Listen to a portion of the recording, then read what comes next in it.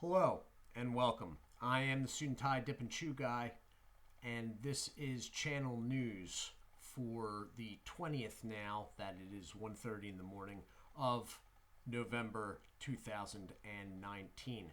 So originally for this evening, I had planned on doing the Standouts Purchase video, which has already been uploaded, and then I was going to do a chew review.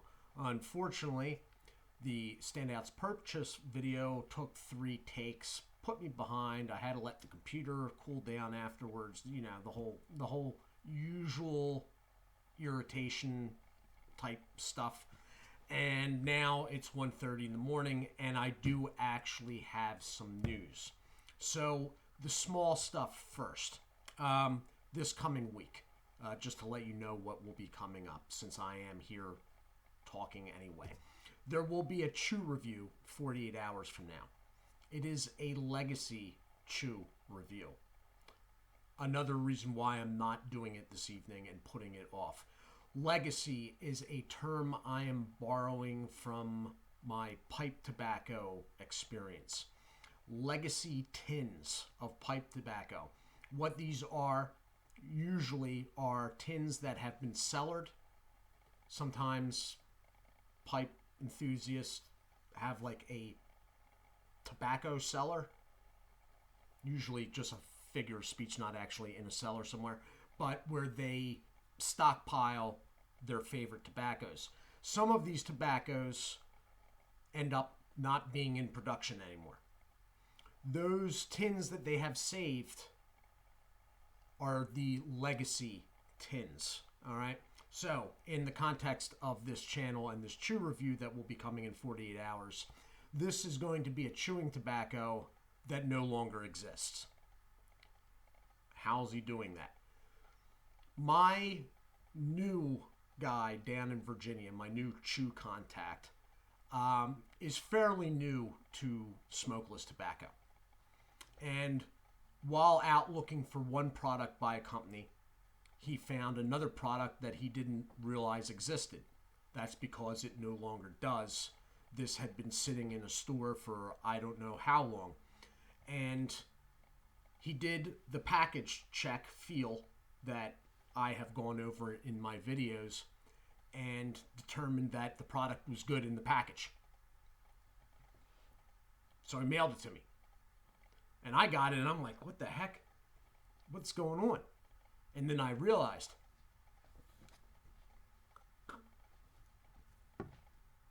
but the product does feel good in the package. So I'm going to do it. I damaged the package a little bit. There was a hairline cut in the package that probably didn't go all the way through the foil. But I, of course, tried to repair. And just like the last time I did that, I damaged the package even farther. So I will tease it and show you, since I am speaking of it. It is Big Mountain Apple. No longer available. This was when Big Mountain was of the Wind River Company before National Tobacco took it over. So that will be the first review coming up. And then following that, there will be a short format dip review 48 hours after that. And then we will be venturing back into the world of alternatives with Whitetail, the deer dip. And that'll be through this week. So, why I'm was really pressing to do this tonight was I will be taking another break. It won't be as long as the last one. It'll be only about half the time. I will be doing my last video on the 9th of December. And the next one I do won't be until the 15th. All right? So, the reason for this is it's another I have to watch a house and a dog type deal. Same as before. The difference this time is the person is not traveling, my family member. They're having an operation. And between the hospital, the dog, and their house, it needs my full attention. So, the last video should fall on the 9th, and the next video after will be on the 15th. So the last video, I believe that will be a Tuesday, and the next video will be on the Sunday or Monday.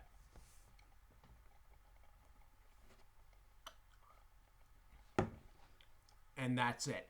I had originally intended, I was playing with the idea of a break over like the Christmas holiday. That will not happen now. It will be between the 9th and the 15th of December. Moving on. Funding.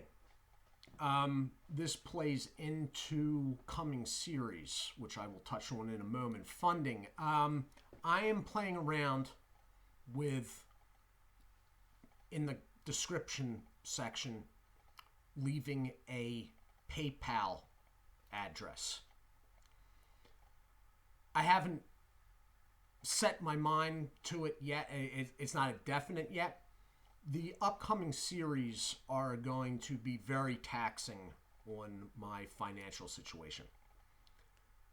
I'm not planning on monetizing unless YouTube forces me in with their rule changes on the 10th of December into some situation where I have to monetize or they're going to shut my channel down. Look into the YouTube changes if you don't know what I'm talking about. I also mention it in a comment on the community page. So I may leave this thing down there and just see what happens. Depending on what the situation is, it'll depend what my product situation is, how much I even mention it. All right. At most, I may mention it at the end of videos. This is what I would be looking for. At the moment, I'm about to hit 1,300 subscribers. What I would be looking for would be like 1 out of 13 people donating $1. Now, there would be a charge for the PayPal, so it might be like $1.25. There's no real good way to do it. There's either a charge and you're going to hit. I don't want anybody donating larger sums of money. I don't think. If I was able to get every 13th person to do $1 a month by matching whatever money that comes out to, I'd be good. And I'm still willing to match it. I mean, if it's 100 to 130 bucks that came in a month, I'll match that. But and that would cover everything too. Without that, it's 260 I'm doing. And that's what I'm looking at. And I'm really not happy about any of it. I'm not happy about the PayPal thing, but it is the easiest, most viable thing out of like GoFundMe and Patreon. Patreon I don't like because it starts automatically withdrawing every month. Somebody tight on money has something withdrawal, it could lead to problems for them. I don't like the idea of a company online having access to your card. I don't know. Maybe it's just me. GoFundMe has ridiculous fees that they put on me. Like, if you donated $1, which I don't think is even an option, I think you have to do at least $5 for GoFundMe. They take like 30%, 30 or 35%. So I'm only getting every 70 cents on the dollar, if you get what I'm saying. Anyway, if you have ideas or thoughts on that, Douglas Gam, I meant to get back to you. I've lost your email. I knew you had something you wanted to put out to me on the topic. Leave me the email again or leave a comment, whatever. Anybody else has any thoughts, let me know. As I said, I am not overly keen on the idea of anything, but at the same time, I could work myself into a situation here soon where I can't keep up the upload schedule because I just don't have the product. Anyway, now the upcoming series, and that's part of the reason for this funding thing. The funding thing, by the way, would come in around the new year. Okay, if it does show up, if I end up doing that, it won't be until 2020. The upcoming series. There are some long format dip reviews still to do. All right. There are some, I'm not sure if the products that are still outstanding, I'm not sure if they all exist. All right. There are still some Chew reviews to do. There's 5 sitting off to my side here, and I think there's another 4 besides that I am missing. But that's going to run out soon, probably around the new year. At that time, I'm looking off at notes here, by the way. I'm sorry.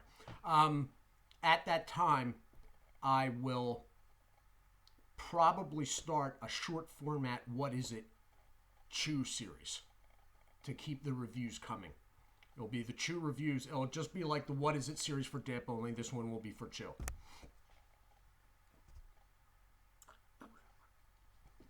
Having sinus problems, sorry. And it'll be set up like it'll be the Dip reviews, only it'll be Chew reviews, and they'll all be about 7 minutes long, basically. Somewhere a little after that, the What Is It series for the Dip reviews will run out of reviews. At that point, I plan on doing face-offs. All right? Not exactly sure how it's going to work yet. I'm not sure if there's going to be an upgrade in equipment needed. But I plan to do face-offs in-house and across-house face-offs between dips, comparison videos. Okay? I have hinted at it. Didn't want to put it out there, but that's where we're headed review-wise. It will be face-offs between products. Now, some of them will be in-house, like Copenhagen Wintergreen versus Copenhagen Wintergreen pouches. Okay? Some of them will be across company lines, Copenhagen Wintergreen versus Grizzly Wintergreen, differences between them, my preferences, so on. Sometime after that, the short format Chew reviews will run out, and then, yeah, you got it. We'll do Chew face-offs.